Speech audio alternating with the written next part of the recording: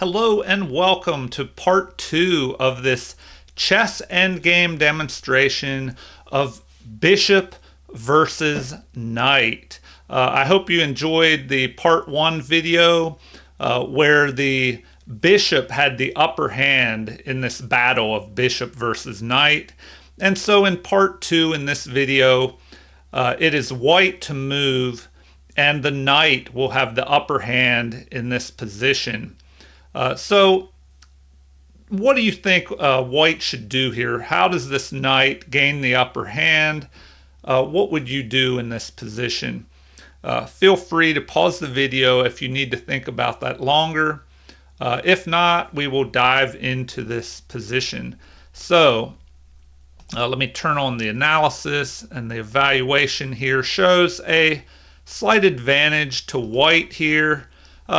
Well, with plus 1.5 pawns worth of material in this position, and with white to move, it looks like the clear best move is, of course, to bring your knight into the action. But is it better to go up here to c6 or c4? So here c4 is better because it immediately attacks this pawn here and forces black to protect that. Now, when it comes to bishop versus knight, the bishops, as we saw in the first video, thrive in positions that are open. The opposite of this, where we see the center is blocked up and the pawns are congested here in the center, and also the bishop is bad here because the pawns in the center are the same color as the bishop, or they're on the same color squares as this dark squared bishop, and that blocks the bishop in. It limits the maneuverability of the bishop because now it has to maneuver around its own pawns, and that will cause a lot of problems for the bishop, whereas the knight can jump over pieces easily. And as we saw in part 1, there was action taking place on both sides of the board. So that is where a bishop can be stronger. If play is happening on both sides of the board, the bishop can maneuver faster from one side of the board to the other, where the knight takes a bit longer. But in this position, all the action is happening in one area. The position is locked up here. The pawns are blocking this bishop, especially his own pawns on the same color squares. And the knight can just jump around, find outpost squares here where he will be protected by pawns. Here on F5, he could jump to E6. Here is good, attacking this pawn. So the game continues with the bishop moving up here to protect this pawn. And if we go back a second here, it looks like already white has the winning advantage, almost +3 here. And the computer does recommend bishop to F8 instead of retreating the king, which is trying to help prevent the knight, or excuse me, prevent the white king from assisting.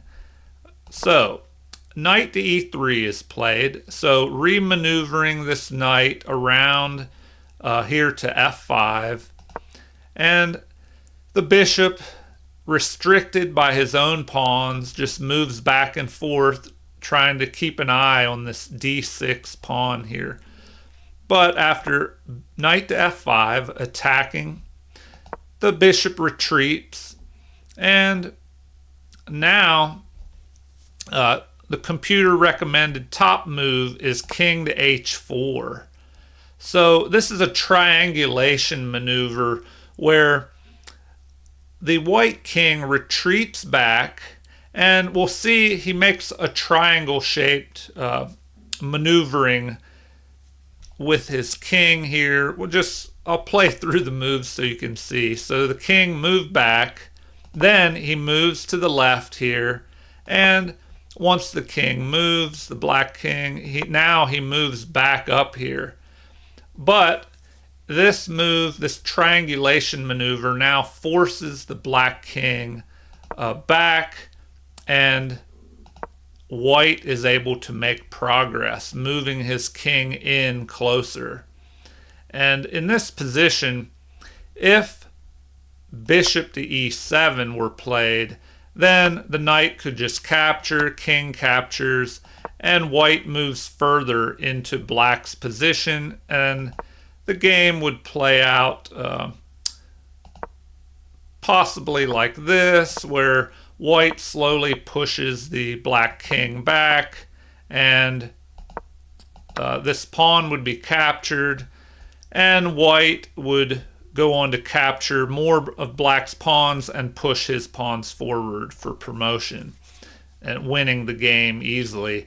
But in this position, we have king to e8, trying to avoid this exchange of the bishop.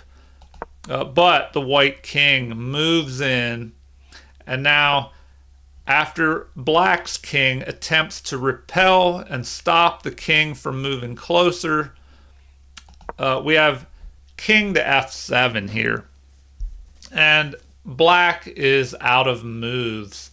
Now his bishop is trapped, and what can this bishop do? Wherever he goes, he will be captured, and white will go on to win here with the extra knight now. Either the king will just capture this bishop, or the knight would capture if the bishop would move.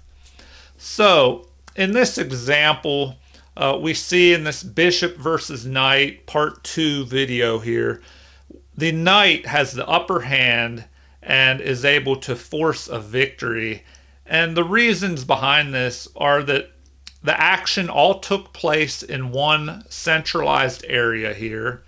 The bishop was a bad bishop blocked in by its own pawns that are on the same color squares as this dark squared bishop. So the bishop was very limited in its mobility, and the knight was able to just jump around these pawns and attack them, and the white king was able to force his way in and press back his opponent's king until king and knight were able to force through with an advantage against this bad bishop and retreating king. Well, I hope you enjoyed this chess endgame demonstration. Part 1, if you haven't seen that, you can check that out, where the bishop has the upper hand in the first video. And if you haven't seen that, check out my Nick Butts Chess channel, where you can enjoy that video and others. All right, well, if you enjoyed this video, please like and subscribe, and feel free to leave comments or suggestions. Have a great day, everybody. Thank you.